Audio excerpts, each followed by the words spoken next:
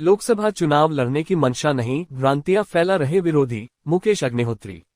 उपमुख्यमंत्री मुकेश अग्निहोत्री ने दो टूक कहा है कि उनका आने वाले लोकसभा चुनाव लड़ने का कोई इरादा नहीं है। उनके विरोधी इस बारे में अफवाहें फैला रहे हैं, लेकिन वे चुनौती देते हैं कि ऐसे लोग अपने मकसद में कभी भी कामयाब नहीं होंगे।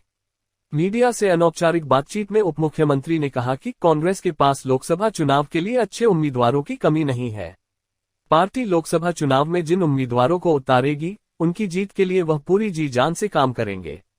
जहां तक उनके लोकसभा चुनाव लड़ने का सवाल है, इस बारे में भ्रांतियां फैलाकर उनके कुछ कथित शुभचिंतक महज अपना उल्लू सीधा करना चाहते हैं।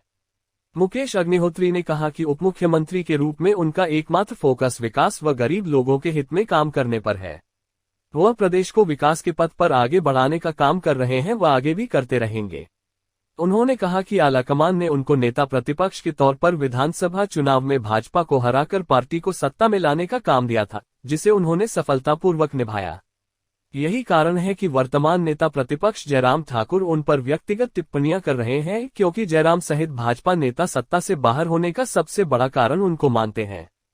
मुकेश अग्निहोत्री ने कहा कि उनके उपमुख्यमंत्री के पद के खिलाफ याचिका बेशक 12 भाजपा विधायकों ने अदालत में दायर की थी, लेकिन वह स्पष्ट तौर पर कहना चाहते हैं कि यह याचिका नेता प्रतिपक्ष जयराम ठाकुर के कहने पर डाली गई।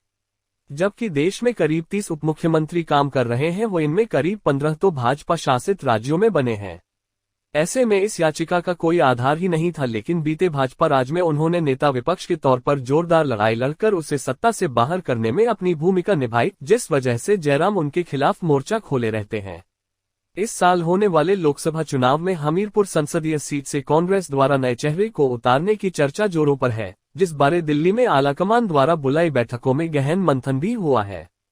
हमीरपुर में सुजानपुर से मौजूदा विधायक व वरिष्ठ नेता राजेंद्र राणा, मुख्यमंत्री सुक्खू के राजनीतिक सलाहकार सुनील शर्मा बिट्टू का नाम संभावित उम्मीदवार के तौर पर चर्चा में है।